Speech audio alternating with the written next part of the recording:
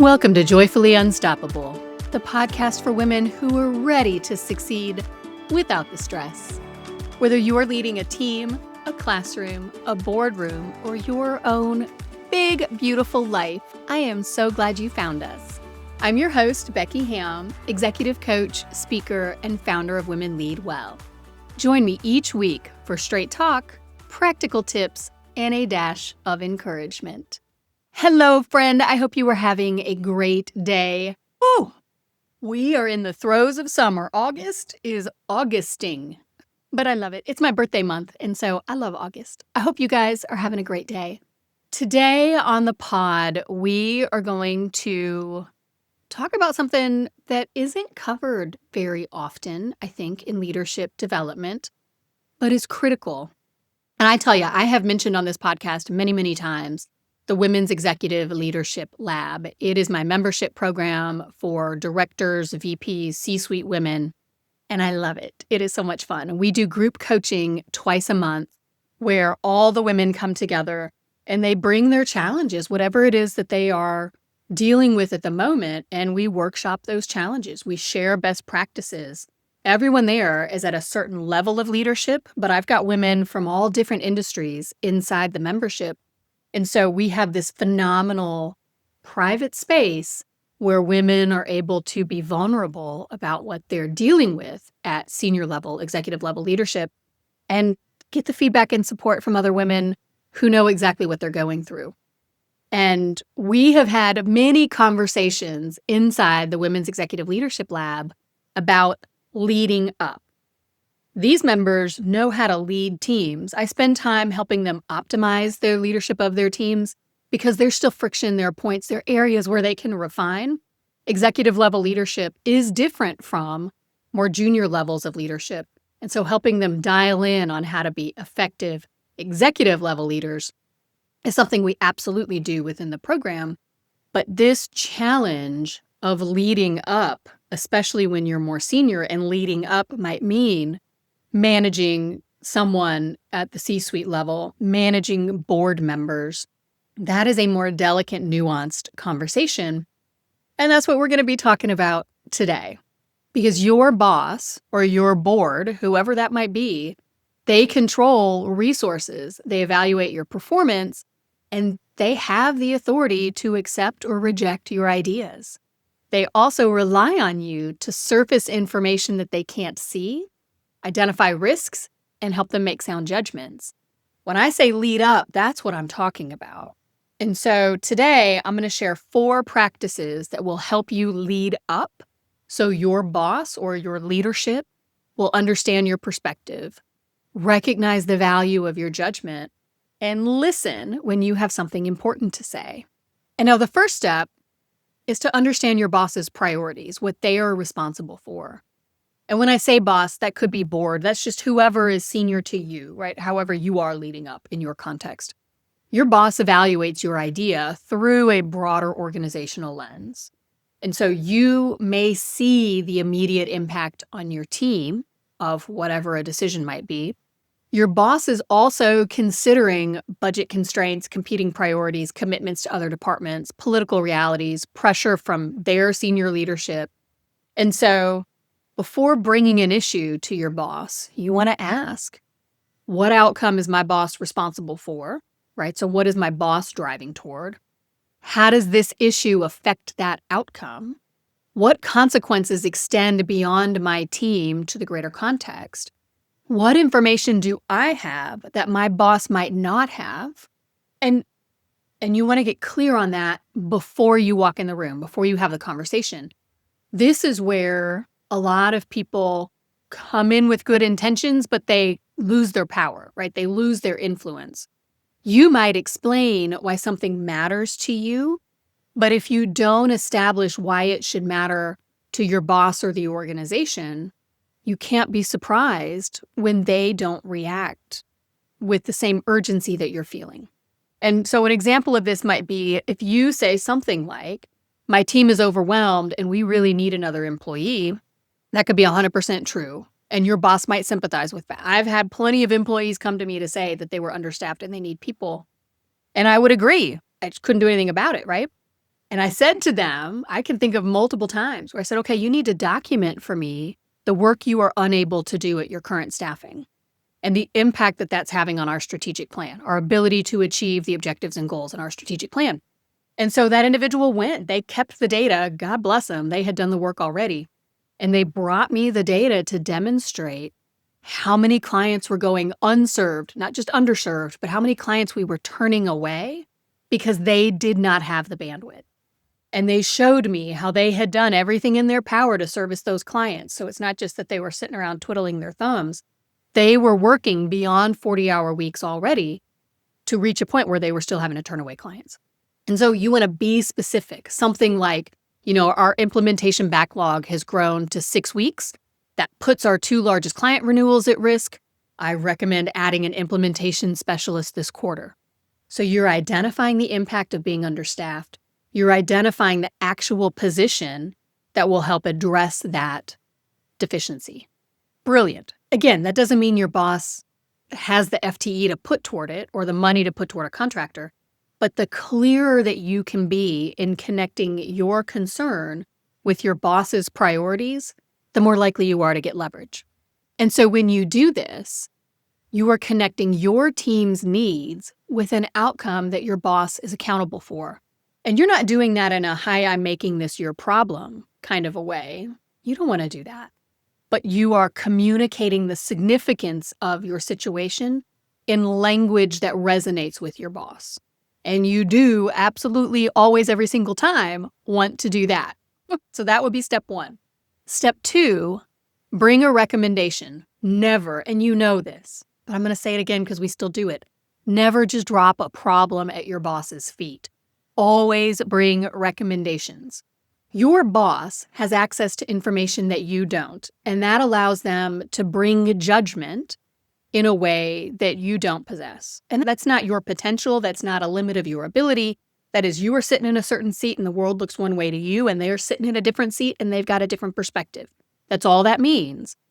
But the inverse is also true. You have access to information that your boss doesn't have, and that gives you judgment that they don't possess.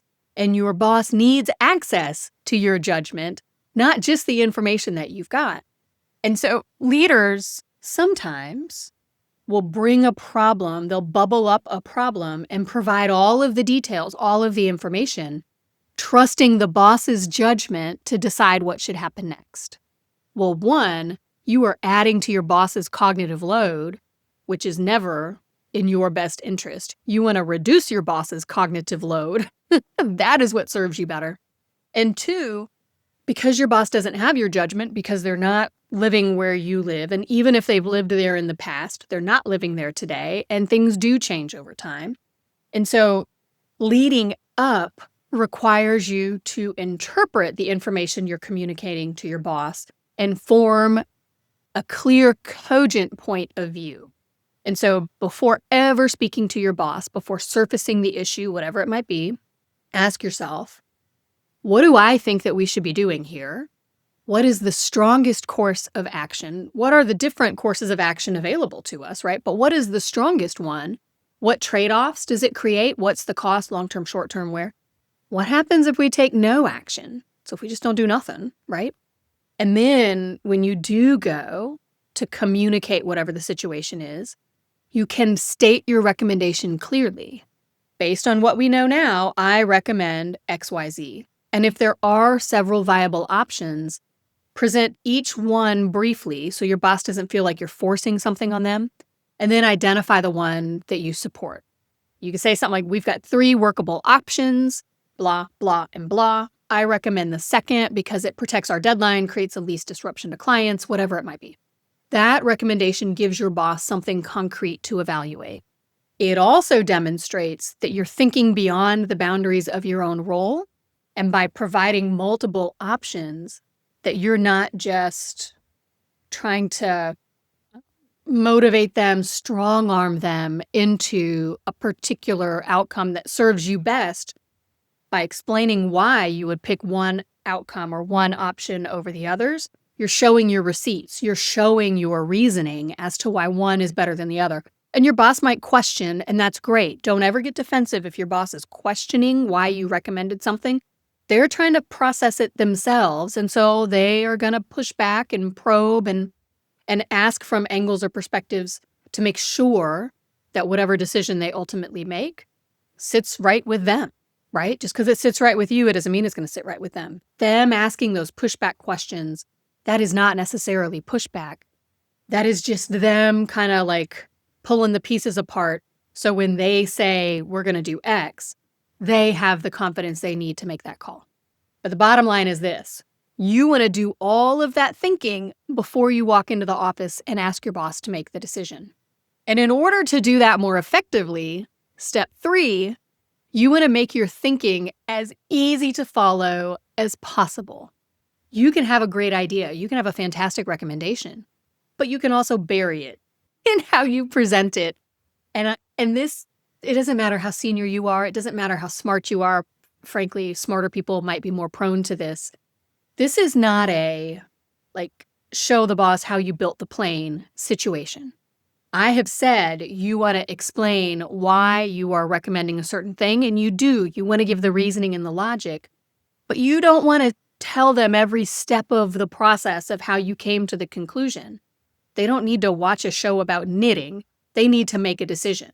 And so when you are coming with a recommendation, don't over-explain. Don't give all of the history, every supporting detail, play-by-play of how you reached your conclusion. Your boss will tune out. And then you will absolutely not get the decision that you want. Again, you want to lower the cognitive load. You want to make it easier for your boss to make a decision. And so 4 things. You need to communicate 4 things in this order. 1, context. What is happening? And again, not all the details. 1 sentence. If they want to know more, they will ask you. I promise. 1 sentence. What is happening? 2, stakes. Why does it matter? Again, not just for you, but to the organization, and most importantly, to your boss. Why should they care? What's that called? The what's in it for me? The WIFM? Yeah. So 1, context. 1 sentence, what's happening. 2, stakes. 1 sentence, why does it matter to your boss and the organization. 3, recommendation. What should happen? And again, if there are multiple viable options, we could do A, B, C. I recommend A because 1 sentence. If they want more information, they will ask you. 4, decision. Boss, can you, I need you to, I am asking you to, whatever it is you need from your boss. 4 sentences. They will then come back at you, right? That is then their job. Now they are shifting into your responsibility is to communicate it clearly. Their responsibility is to probe and understand it. So that's where the questions come back and forth. And again, do not get defensive. Nobody is doubting your judgment. They're just trying to get informed. But because you presented the information concisely and clearly to begin with, you have given them the avenues to engage and ask those questions. And so here's an example. 3 regional teams are likely to miss the implementation deadline on project whatever. That delay could put $2 million in renewals at risk. I recommend moving 2 implementation specialists to those accounts for the next 6 weeks. I need your approval to adjust the assignments by Friday. 4 sentences. You gave the boss everything they need to begin a productive conversation about the issue, providing additional details when your boss asks. Bottom line, lead with the headline, the organizational consequence, your recommendation, and ask for the decision you need. Make it as easy as possible for your boss to give you the decision. So all of that speaks to when you are going to your boss with something. When leading up means, boss, I need something from you. Like, how do you get what you need from your boss? There are also plenty of times when your boss makes a decision that you think is nonsense. And that is not to knock your boss. Your boss can be phenomenal, but there are moments when we disagree with our bosses, right? Happens. Life. That is not a discredit to them. It is not a discredit to you. This is just life. People look at things differently. And so let's talk about what to do in that scenario, because it's really important when you disagree with your boss that you are able to communicate that clearly and respectfully and impactfully. Doesn't mean you're going to change your boss's mind. They're going to do what they're going to do, but you can at least communicate in a way that maximizes the possibility of your being heard. Respectful disagreement is what I'm talking about here. And that means you making your professional judgment visible. You're not trying to push them or bully them. You're not going to bully your boss, but you're not trying to lean on them and show them how they're wrong. That is not an effective communication strategy. You are responsible for helping your boss succeed. And so if you disagree with a decision that they've made or the way that they are thinking about an issue prior to making a decision, think about that responsibility, your responsibility to help your boss succeed. And approach the conversation from that perspective. Keep the discussion centered on the decision, on the evidence, on the consequences, and how the road that they are going down is harmful to either them or the organization. And so here's a way to do that. I gave you the 4 things to do when you are communicating to your boss. For the ask, here's 4 things to do when you're communicating disagreement with your boss. First thing, always acknowledge the priority. If you can start the conversation from common ground, you are simply more likely to be heard. If you start the conversation by chest thumping, they're naturally going to get defensive. That's a human thing. That's not a knock on them. That is just how 99.9% of us are wired. If you happen to work for a boss who is wired differently, yay, that's amazing. Overwhelmingly, though, we're not. We're working for people who get defensive when people say we're wrong. And so you want to acknowledge the priority. Yes, X is really important. I absolutely understand why X is important, how X is important. You then want to identify the risk in terms of X, of whatever that priority is. Boss, I know that you want to go in this whatever direction it is, whatever it might be. And you think that that's gonna protect market share or help us meet our Q3 goals or whatever that priority is. But if we do this, X, Y, Z are also likely to happen. It will undermine our ability to reach the Q3 goal because in this other way that maybe they just haven't thought through yet. Again, you want to state your recommendation. Instead of this, I really think blah is the right way forward. And then you want to explain the trade-off. If we do blah instead of X, this is the value to the organization. This is how we minimize that risk that I just talked about being associated with X. And here's how it better positions us relative to the goal. And so blahs and X's, let me give you an actual example. I understand the priority is to launch the app by October. Based on current staffing and our testing schedule, I don't believe we can make that date at the quality level that we've committed to. I recommend moving the launch to November. If October remains firm, we're going to need to reduce the scope or add resources. Okay? Your boss still owns that final decision, right? You're not saying your boss was dumb for wanting October because, hello, bosses always want things fast. We always want the quick turn. I did as VP. Any of you in director, VP, C-suite roles, you want things quickly too. You want it done well, but you want it done quickly. And so it is part of what brings us to that level is our foot is always on the gas.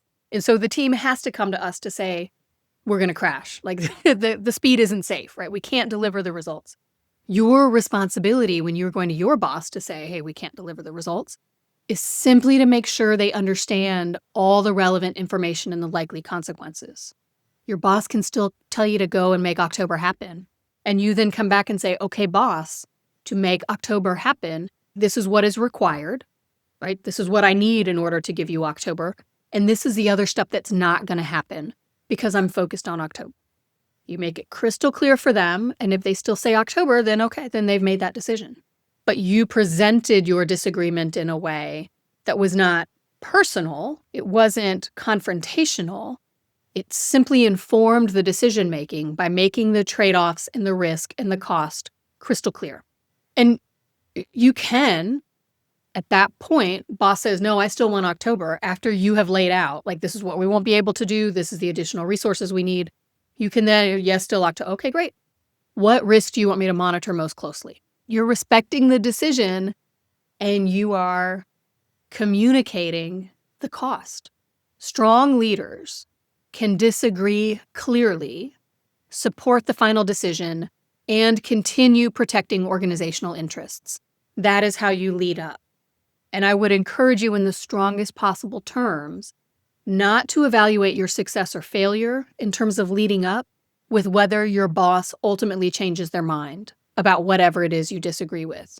They are going to do what they are going to do, period. They see the world differently from you because they are in a different role than you are, period. Your job is to communicate as clearly as possible. And as long as you do that respectfully, as long as you lay out all the consequences, the trade-offs, and the risks, they're going to make their decision, and then you move forward as best as you can. That is the indicator of success. Did you lay it out clearly, respectfully, not did they change their mind? Because you don't control them changing their mind. You control you and how you communicate. And so let's end here. Leading up does not require a complicated strategy. It requires you to understand the larger context, your boss's perspective. It requires you to approach leading up from a position of partnership, right? You are there to support their best performance, to set them up for success. It is not adversarial. It is not manipulative. It is you helping them succeed. And you do that by communicating clearly and concisely, providing recommendations, and adjusting, listening, updating as you get that feedback. And so before you have your next conversation with your boss, when you're going to go to them, you want to ask yourself those 4 questions. What is happening? How does it matter, or why does it matter to the organization? What do I recommend? What decision do I need from my boss, and by what timeline, right? By what date? This is how you become someone whose boss wants to hear from you when an important decision needs to be made, because you are teeing up information in a way that supports their decision making. So do it. Try it. Reach out to me. Let me know how it goes. I'm at Women Lead Well across all social platforms. I would love to hear from you. And let's start leading up well. Now, if this episode spoke to you, I would love for you to share it with a friend. We need more women leading from alignment, not adrenaline. And if you haven't already, please make sure to like and subscribe so you don't miss next week's drop. It really helps my podcast find its way to other women who would enjoy it. Remember, joyful, sustainable, and authentic leadership is possible, and you deserve to enjoy every minute of it. Until next time, I'm Becky Hamm, and this is Joyfully Unstoppable.